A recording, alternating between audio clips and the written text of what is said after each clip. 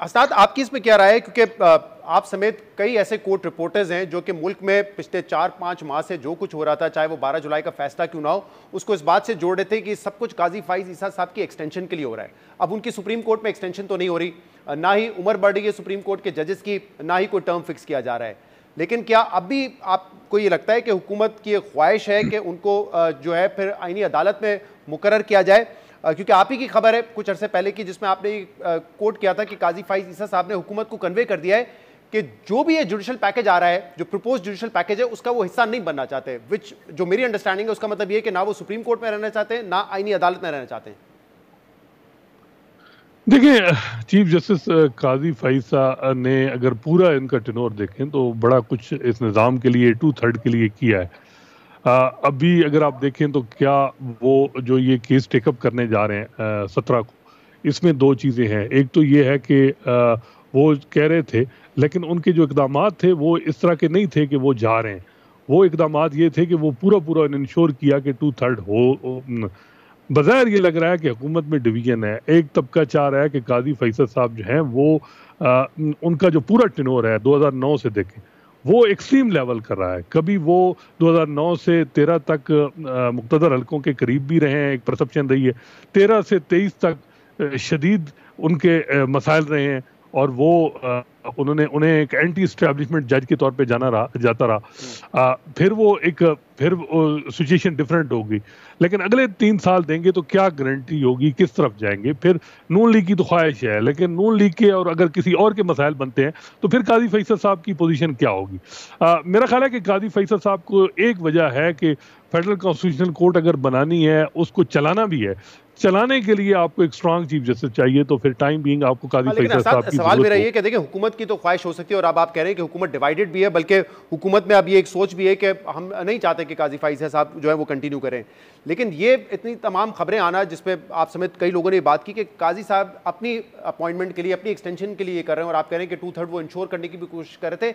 इसकी दलील हमें कहाँ पर मिलती है? क्योंकि आपकी अभी एक रिसेंट खबर थी, पहले भी आपने एक खबर दी थी कि काजी फैसल साहब ने कहा कि उनको एक्सटेंशन नहीं चाहिए।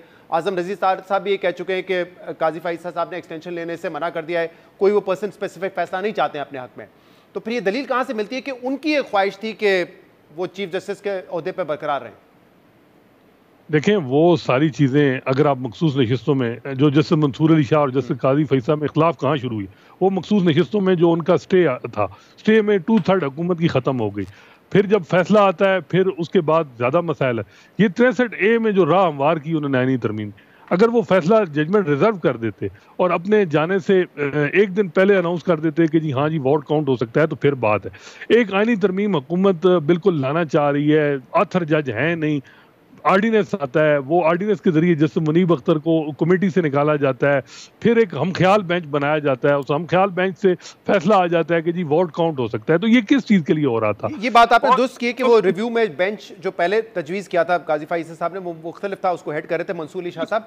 लेकिन मैं वैसे आपकी राय जानना चाहूँगा, जस्टिस मंसूर अली शाह साहब हो या कोई और जज हो, आपको लगता है कि जो 63A की तशरीह 2022 में की गई थी, जो जजमेंट मुनीब अख्तर साहब ने लिखी थी, वो किसी भी तरीके से सस्टेन कर सकती थी? क्योंकि वो तो एक ओवर रीच तो था ना उसमें बाकायदा। अगर आइन में ये लिखा हो कि आपका वोट नहीं गिना जाएगा तो ठीक है, फिर आप हॉर्स रेडिंग के लिए उसको रोक सकते हैं। लेकिन अगर ये लिखा हुआ नहीं है तो फिर वो जो भी उनकी तशरीह थी वो बज़ाहिर तो ओवर रीच था ना। इसमें कोई शक नहीं है कि माजी में अगर जजेस ने पीटीआई की सहूलतकारी की तो वो भी गलत की, और उसमें ये फैसला भी था 63A का, जो फैक्ट्स बयान किए डिटेल जजमेंट में, उससे कोई डिस्प्यूट नहीं किया जा सकता। लेकिन एक साल जो होता रहा वो किसकी सहूलतकारी रही, वो भी तो एक मामला है। तो मेरा ख्याल है कि कोई भी चीफ जस्टिस हो वो एजेंडा ड्रिवन नहीं होना चाहिए, चाहे वो प्रो पीटीआई हो, प्रो नून हो, उसको कानून और आइन के मुताबिक अपने जो है वो फैसले करने चाहिए, और ये नहीं करना चाहिए कि जो उसका रिजल्ट है उसका पॉलिटिक्स पे क्या असर पड़ेगा और उसकी शेप देनी है। यही बड़ा मसला रहा है 2009 से, हमारे जो एजेंडा ड्रिवन चीफ जस्टिस रहे।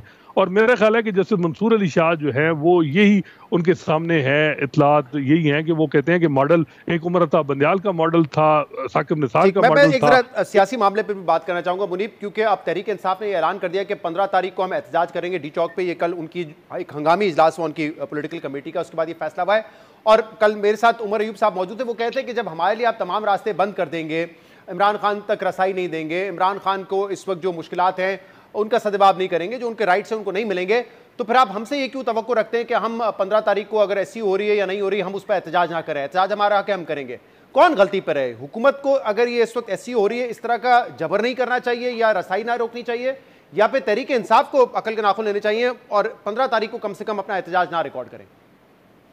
देखिए, ये तो बसद एहतराम, देखिए उमर अयूब साहब का अपना पॉइंट ऑफ व्यू है, लेकिन मेरे ख्याल में बहुत ही कमज़ोर दलील है ये कहना कि हुकूमत ने हमारे लिए कोई रास्ता नहीं छोड़ा। रास्ता बिल्कुल ठीक है, हुकूमत ओवरकिल भी करती है, एस्टैब्लिशमेंट भी शायद दबाव या एक तासुर आ जाता है कि एस्टैब्लिशमेंट की तरफ से बहुत सख्ती है, लेकिन कोई भी लीडर हो, इमरान खान साहब, मियां नवाज शरीफ साहब, जरदारी साहब, या फॉर दैट मैटर कोई भी और हो, क्या वो पाकिस्तान से ज़्यादा अहम है? क्या किसी की सियासत, किसी का एहतजाज पाकिस्तान से ज़्यादा अहम है? क्या पाकिस्तान की इज्जत और बका से ज़्यादा अहमियत रखता है? ये तो एक बड़ी ही मज़ाक़ खेज़ लॉजिक है। और मैं समझता हूँ कि जो पीटीआई के अंदर जो सेन एलिमेंट्स हैं, और आई कंसिडर उमर अयूब साहब as a very sane person, कि उनको कम से कम एक जो पॉपुलर बयानिया है उसका शिकार नहीं होना चाहिए। पाकिस्तान तहरीक इंसाफ ने बहरहाल इस मुल्क के अंदर सियासत करनी है और उनकी जमात एक बहुत बड़ी जमात है।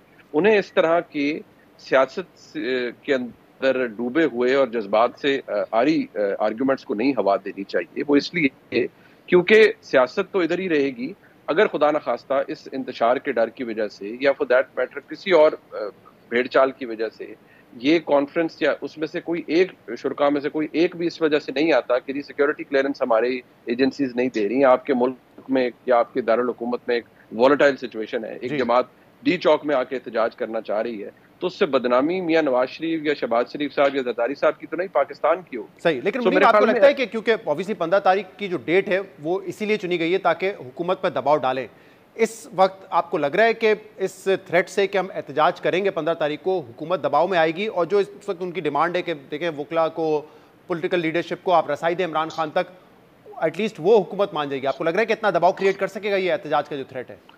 देखिए, कुछ भी करें, हुकूमत के ऊपर दबाव तो आ गया है, लेकिन अब देखना ये है कि ये दबाव किस हद तक बर्दाश्त किया जाता है। अगर इमरान खान साहब से मुलाकात से मसला हल हो सकता है तो शायद इसमें कोई हर्ज नहीं है, उनसे मुलाकात करवाई जाए, लेकिन जो तासुर है वो ये दिया जाता है कि इमरान खान से मुलाकात के बाद इंतशार बदकिस्मती से और बढ़ जाता है, जो बातें नहीं होनी चाहिए वो भी हो जाती हैं। और अभी मैं सिर्फ एक सेकंड आपका लूंगा, जो बात हम ख्याल बेंचेस के हवाले से की गई, ये जो होता है, आप कभी ये देखें कि किसी चीज़ का फॉल आउट क्या होता है। जो बंदयाल साहब ने किया था 22-24 महीने पहले, उसकी कैजुअलिटी एक हुकूमत बनी थी हमजा शहबाज शरीफ की पंजाब के अंदर। आप इस बात को जहन में रखें, जो उन्होंने किया वो इस मुल्क के साथ बेड़ा गर्क करके बंदयाल साहब चले गए, और उन्होंने जो किया उनके साथ जो जज साहबान, जिनमें से एक मोअज़्ज़ज़ जज साहबान अभी भी सुप्रीम कोर्ट के अंदर है, क्या वो कभी आईने के सामने खड़े होकर ये कह सकेंगे कि हमने बिल्कुल मुकम्मल इंसाफ किया या दुरुस्त फैसले किए? इस मुल्क में हम ख्याल बेंचेस पहले भी बनते रहे हैं और उन्होंने वही तारीख दोहराई है जो एक ज़माने में इफ्तिखार चौधरी साहब दोहराते थे। लिहाजा मुझे तो कम से कम कोई हैरानगी नहीं होती कि जज साहबान जो करते हैं।